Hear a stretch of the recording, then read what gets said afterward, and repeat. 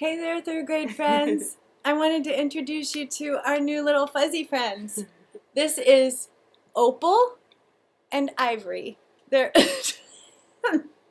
they're trying to escape. This is Opal and Ivory. They're two gerbils. Very sweet. The brown one is Ivory. See, I would call this one Ivory. Why? They're my daughter's new friends. And they are very, very sweet, and they love to be held, but they're very fast, so I'm always worried that they're going to get away. But aren't they so sweet? A little bit of happiness. New babies in the house. We love them. So we have Madagascar hissing cockroaches, bearded dragons, a Great Dane, and two gerbils. Come on, Bibs. Okay, furry friends are put away now. It's in all seriousness, it's time for reading. Mrs. Beecham, stop messing around. We've got work to do. All right. Make sure you have your Charlotte's Web book. Make sure you have your questions. We're doing chapters 21 and 22 today. And make sure that you found a comfortable position so that you can settle in and read these last two chapters together. It's our last day on Zuckerman's farm. It's a little bittersweet, which we're going to talk a little bit more about in a few minutes. It's time to say goodbye to Wilbur and Fern and all of the other farm friends on Zuckerman's farm. So let's settle in and enjoy these last two chapters together. Yesterday, we last left them at the fair. Wilbur had fainted because Mr. Zuckerman said that he could not stand praise and he was very modest. And that was one way to describe Wilbur. The other way to describe Wilbur was that he was humble, which was the last word on Charlotte's Web. And Charlotte had said that humble meant not proud and low to the ground. Those two words were very good words to describe Wilbur. But he was also modest, and he didn't like a lot of fuss being made. And that's why he fainted at the fair. And Templeton, to the rescue, came and bit his tail as hard as he could, and Wilbur came too. And Lurvy came to the rescue too, but a little late to the party, and accidentally splashed water on Mr. Zuckerman and Avery. But he was just trying to help. So today we're going to read chapters 21 and 22. Let's talk about our questions before we get started so that you know what to watch for while we're reading together. The first question says, why do you think Wilbur had Templeton take down Charlotte's egg sack? That will be a multiple choice question. Number 2, what do you think that Charlotte taught Wilbur? Think about everything we've read through the whole book, start to finish.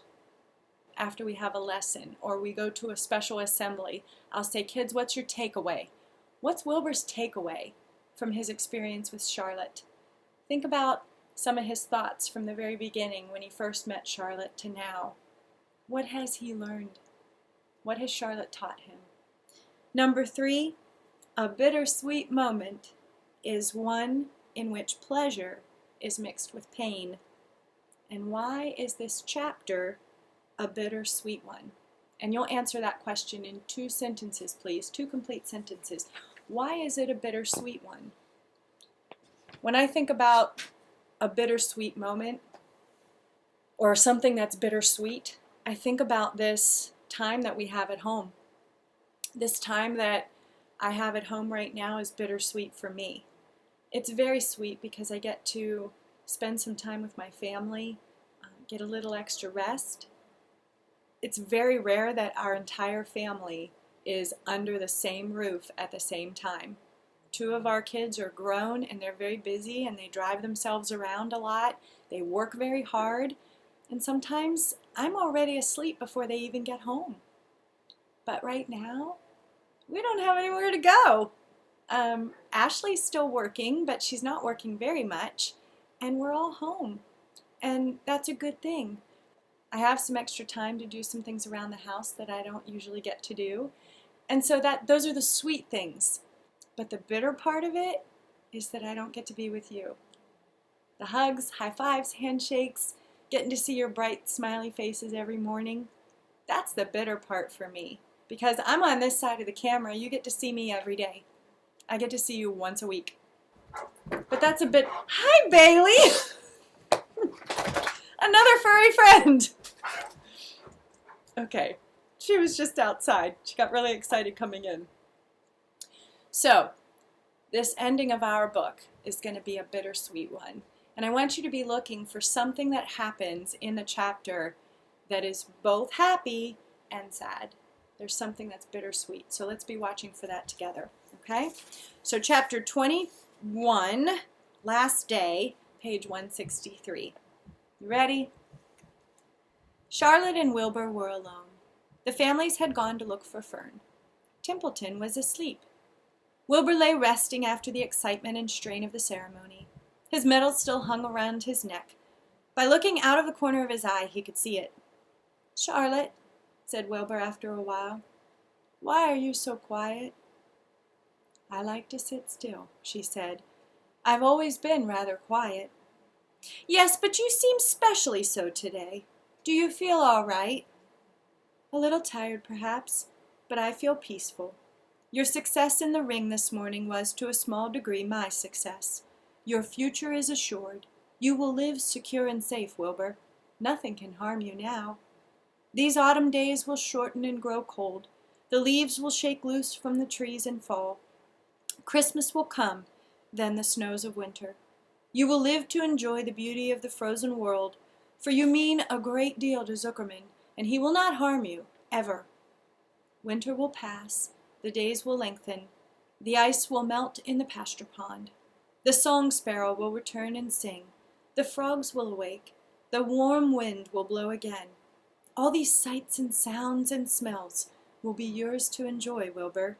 This lovely world, these precious days." Charlotte stopped. A moment later, a tear came to Wilbur's eye. "Oh, Charlotte," he said, "to think that when I first met you I thought you were cruel and bloodthirsty." When he recovered from his emotion, he spoke again. "Why did you do all this for me?" he asked. "I don't deserve it. I've never done anything for you." "You have been my friend," replied Charlotte. "That in itself is a tremendous thing. I wove my webs for you because I liked you. After all, what's a life anyway? We're born, we live a little while, we die. A spider's life can't help being something of a mess with all its trapping and eating flies. By helping you, perhaps I was trying to lift up my life a trifle. Heaven knows anyone's life can stand a little of that." "Well," said Wilbur, "I'm no good at making speeches. I haven't got your gift for words, but you have saved me, Charlotte, and I would gladly give my life for you. I really would." "I'm sure you would, and I thank you for your generous sentiments." "Charlotte," said Wilbur, "we're all going home today. The fair is almost over. Won't it be wonderful to be back home in the barn cellar again with the sheep and the geese? Aren't you anxious to get home?" For a moment, Charlotte said nothing. Then she spoke in a voice so low, Wilbur could hardly hear the words. "I will not be going back to the barn," she said. Wilbur leapt to his feet. "Not going back?" he cried. "Charlotte, what are you talking about?" "I'm done for," she replied. "In a day or two I'll be dead. I haven't even strength to climb down into the crate. I doubt if I'll have enough silk in my spinnerets to lower me to the ground." Hearing this, Wilbur threw himself down in an agony of pain and sorrow. Great sobs racked his body. He heaved and grunted with desolation. "Charlotte!" he moaned. "Charlotte, my true friend!" "Come now, let's not make a scene," said the spider. "Be quiet, Wilbur. Stop thrashing about." "But I can't stand it!" shouted Wilbur. "I won't leave you here alone to die. If you're going to stay here, I shall stay too." "Don't be ridiculous," said Charlotte. "You can't stay here. Zuckerman and Lurvy and John Arable and the others will be back any minute now, and they'll shove you into that crate and away you'll go. Besides, it wouldn't make any sense for you to stay. There would be no one to feed you. The fairgrounds will soon be empty and deserted." Wilbur was in a panic. He raced round and round the pen. Suddenly he had an idea. He thought of the egg sack and the 514 little spiders that would hatch in the spring. If Charlotte herself was unable to go home to the barn, at least he must take her children along. Wilbur rushed to the front of his pen. He put his front feet up on the top board and gazed around. In the distance he saw the Arables and the Zuckermans approaching. He knew he would have to act quickly. "Where's Templeton?" he demanded. "He's in that corner, under the straw, asleep," said Charlotte. Wilbur rushed over, pushed his strong snout under the rat, and tossed him into the air. "Templeton!" screamed Wilbur. "Pay attention!" The rat, surprised out of a sound sleep, looked first dazed and then disgusted. "What kind of monkey shine is this?" he growled.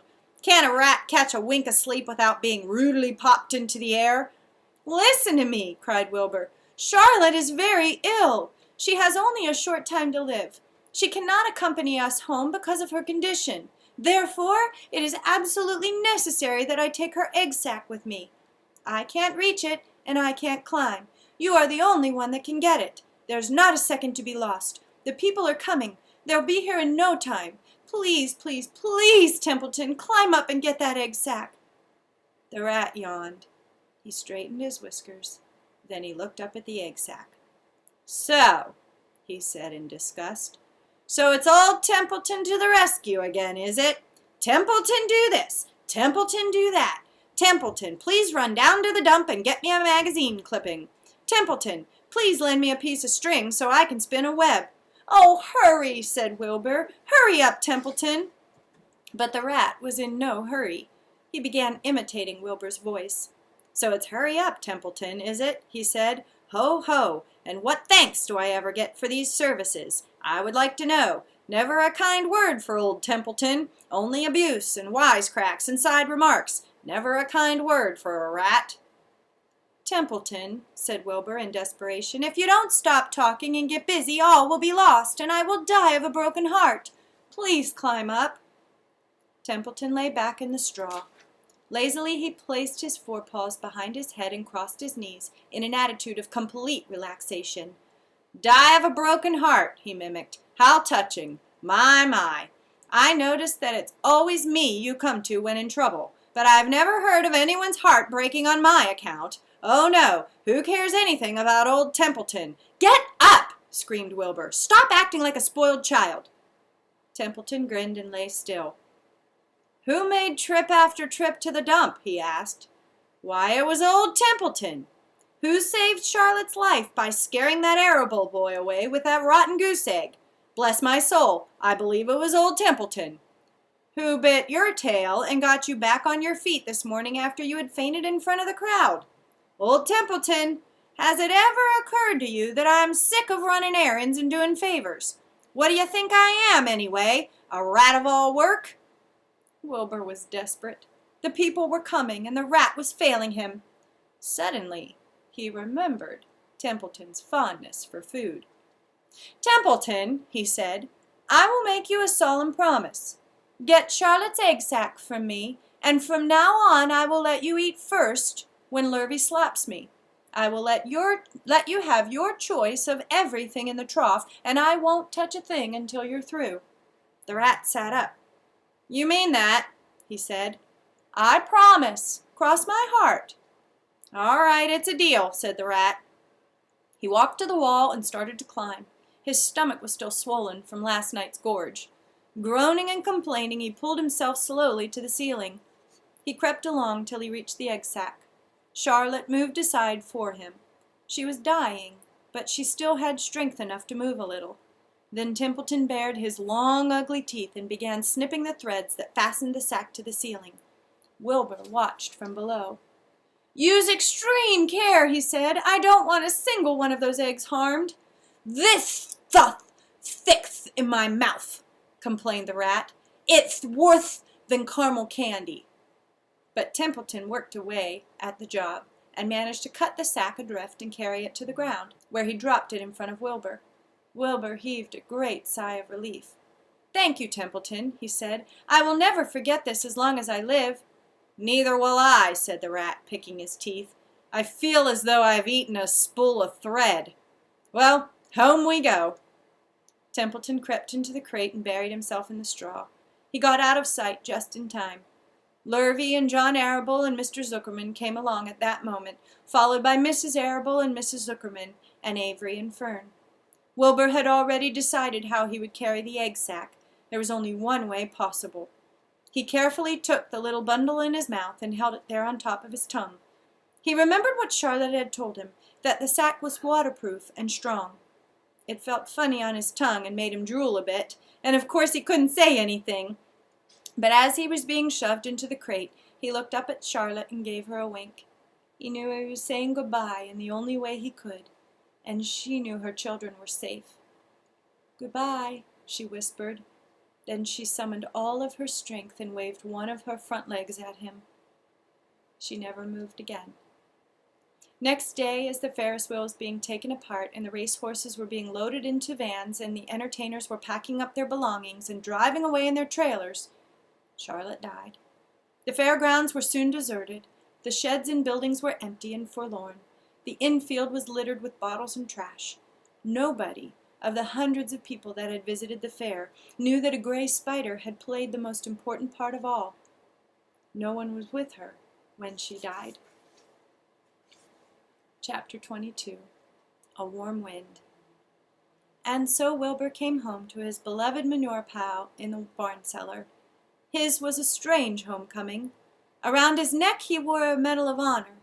In his mouth he held a sack of spider's eggs. There is no place like home, Wilbur thought, as he placed Charlotte's 514 unborn children carefully in a safe corner. The barn smelled good. His friends the sheep and the geese were glad to see him back. The geese gave him a noisy welcome. Congratulations, they cried. Nice work. Mr. Zuckerman took the medal from Wilbur's neck and hung it on a nail over the pig pen where visitors could examine it. Wilbur himself could look at it whenever he wanted to. In the days that followed, he was very happy. He grew to a great size. He no longer worried about being killed, for he knew that Mr. Zuckerman would keep him as long as he lived. Wilbur often thought of Charlotte.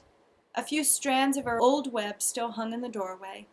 Every day Wilbur would stand and look at the torn, empty web, and a lump would come to his throat.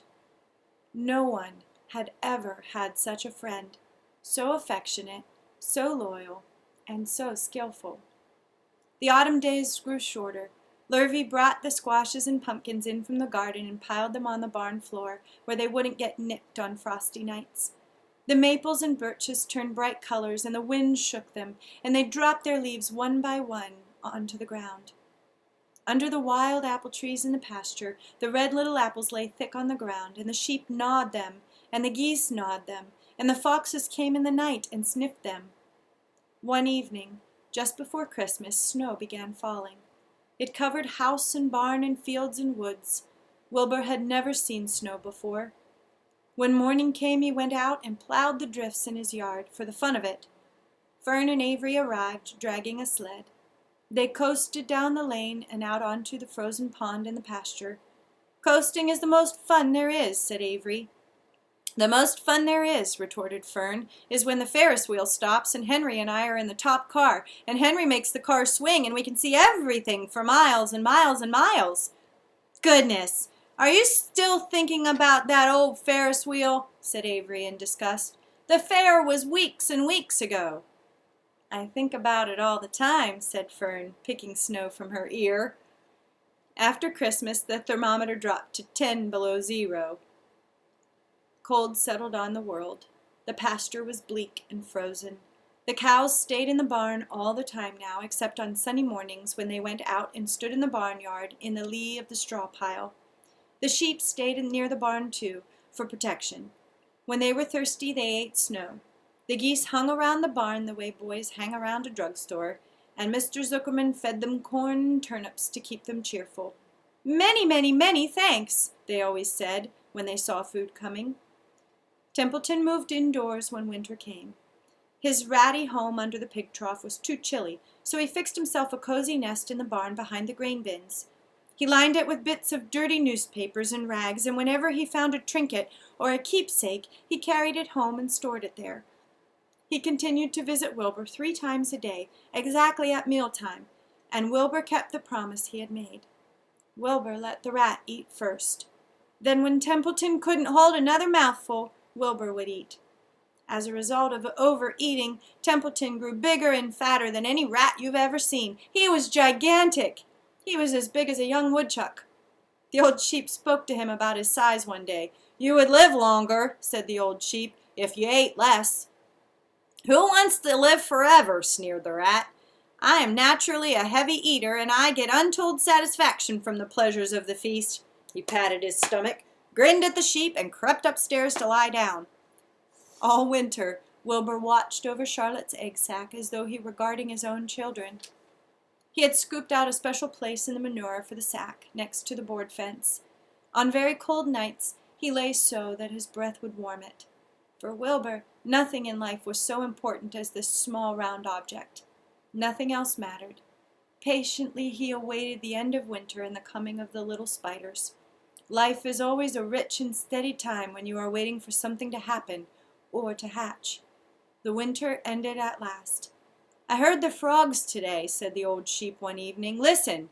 You can hear them now." Wilbur stood still and cocked his ears. From the pond in shrill chorus came the voices of hundreds of little frogs. "Springtime," said the old sheep thoughtfully. "Another spring." And she walked away. Wilbur saw a new lamb following her. It was only a few hours old. The snows melted and ran away. The streams and ditches bubbled and chattered with rushing water.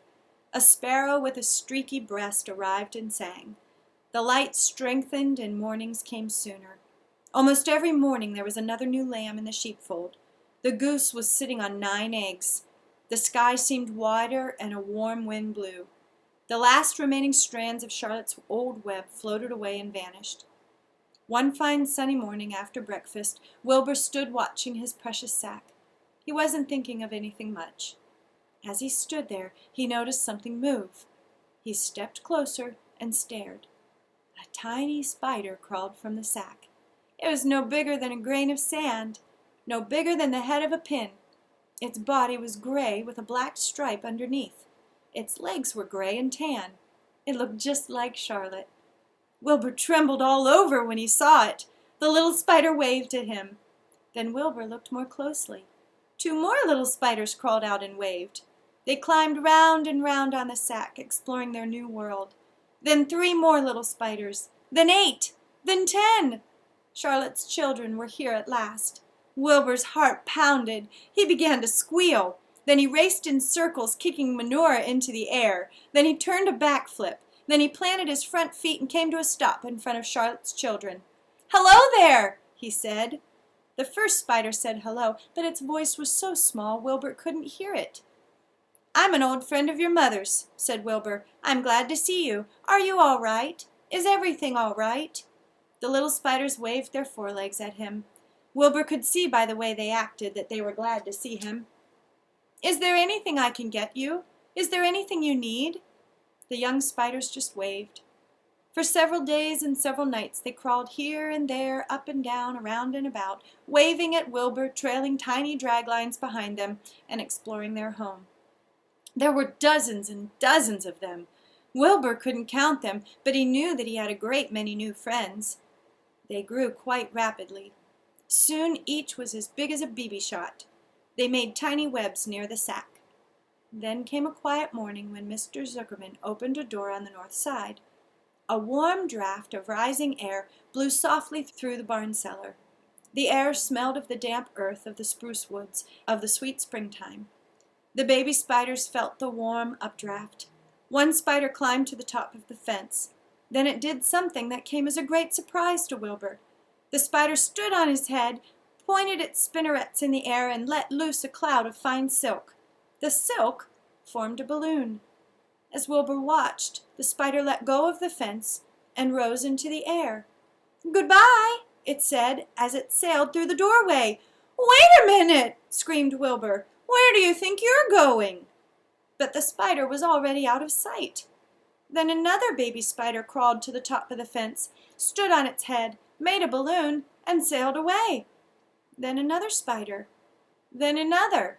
The air was soon filled with tiny balloons, each balloon carrying a spider. Wilbur was frantic. Charlotte's babies were disappearing at a great rate. "Come back, children," he cried. "Goodbye," they called. "Goodbye, goodbye." At last one little spider took time enough to stop and talk to Wilbur before making its balloon. "We're leaving on the warm updraft. This is our moment for setting forth. We are aeronauts, and we are going out into the world to make webs for ourselves." "But where?" asked Wilbur. "Wherever the wind takes us, high, low, near, far, east, west, north, south. We take to the breeze, we go as we please." "Are all of you going?" asked Wilbur. "You can't all go. I would be left alone with no friends. Your mother wouldn't want that to happen, I'm sure." The air was now so full of balloonists that the barn cellar looked almost as though a mist had gathered. Balloons by the dozen were rising, circling and drifting away through the door, sailing off on the gentle wind.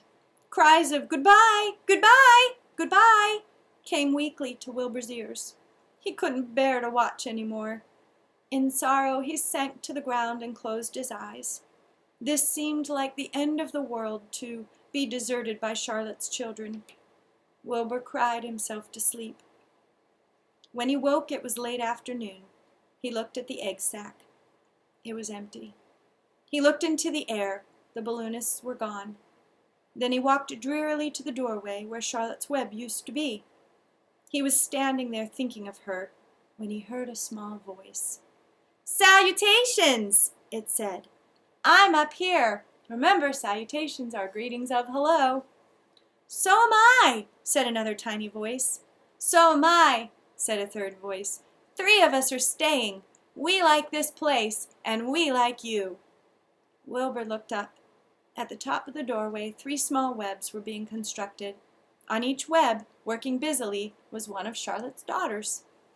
"Can I take this to mean," asked Wilbur, "that you have definitely decided to live here in the barn cellar, and that I'm going to have 3 friends?" "You can indeed," said the spiders. "What are your names, please?" asked Wilbur, trembling with joy. "I'll tell you my name," replied the first little spider, "if you'll tell me why you're trembling." "I'm trembling with joy," said Wilbur. "Then my name is Joy," said the first spider. "What was my mother's middle initial?"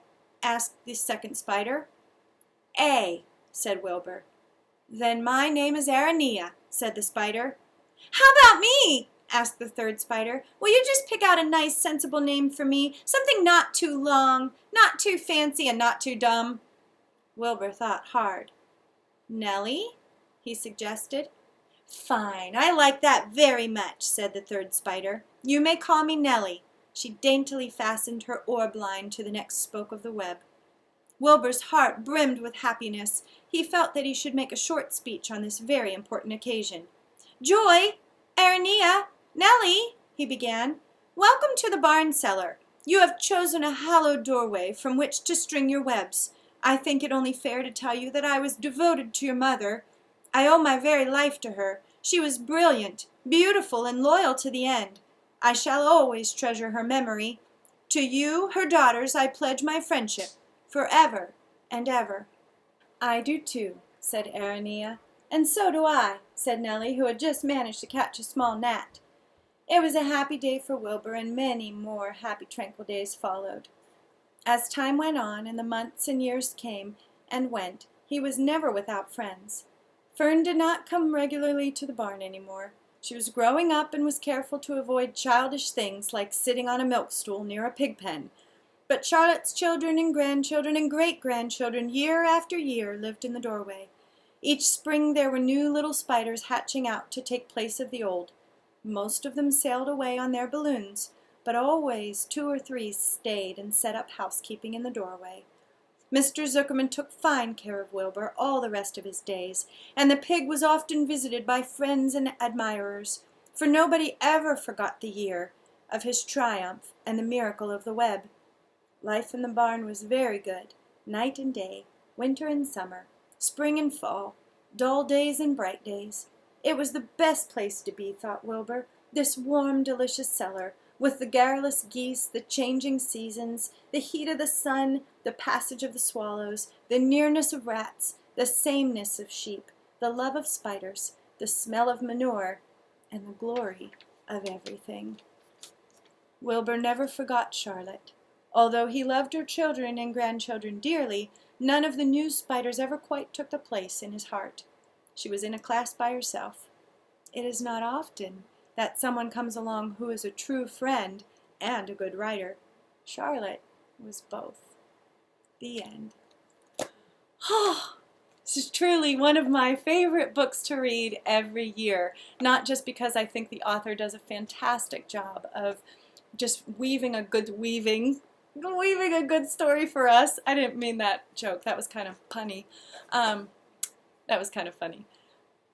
Not only does the author do such a good job of making us feel like we're in the story with them, it's just such a good story of true friendship. I love it more every time I read it. I hope that you enjoyed Charlotte's Web as much as I did. Let's read our questions again and review. Why do you think Wilbur had Templeton take down Charlotte's egg sack? Multiple choice.